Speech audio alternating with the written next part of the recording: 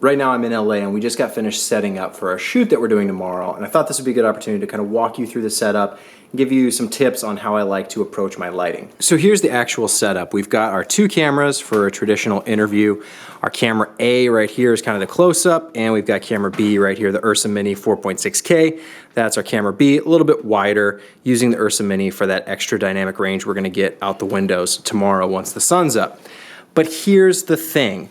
We've got Ashlyn sitting in the chair as our interview person, and we got David as our interviewer. Obviously, they're not going to be doing that tomorrow. They are the crew and help set all this up, but I thought I'd use them for illustration purposes. Earlier today, we filmed with a doctor, and this portion is actually going to be a patient interview. And earlier, the doctor was facing that way. So, to contrast, we're going to have the patient facing this way, which is how Ashlyn is right now on camera. She's facing to the right, and same thing with camera B. Now, when you're doing that, what you want to do, and I'll show you, so Ashlyn, turn your head to the right, this way. So what we're trying to do is bring the light from that back side of her face. And I've talked about this in other videos before, but I really like this because Ashlyn, if you turn back to the camera, what that does is it drapes the shadows this way, and on camera, that is towards the camera, and it gives the face a little bit more texture, a little bit more dynamic visual quality than you would get otherwise.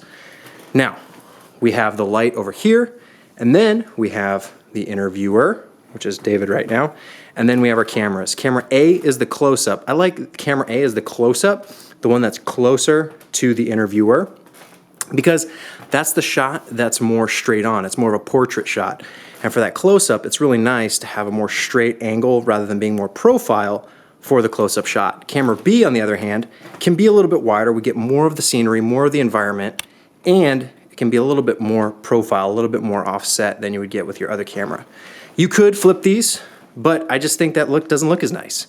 You know, camera A could be a little bit wider, and this could be a little bit closer, but you're doing that close-up and it just gets too profile, and I just don't think it looks as nice.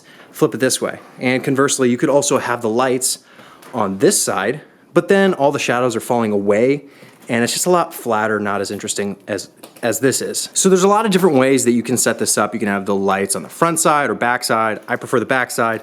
We've got 2 cameras. What you don't want to do is have your interviewer between the cameras, because then your eye lines are all messed up. That is a big no-no. Don't do that.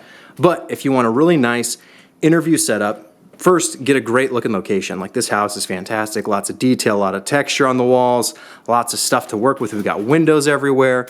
Lot to play with.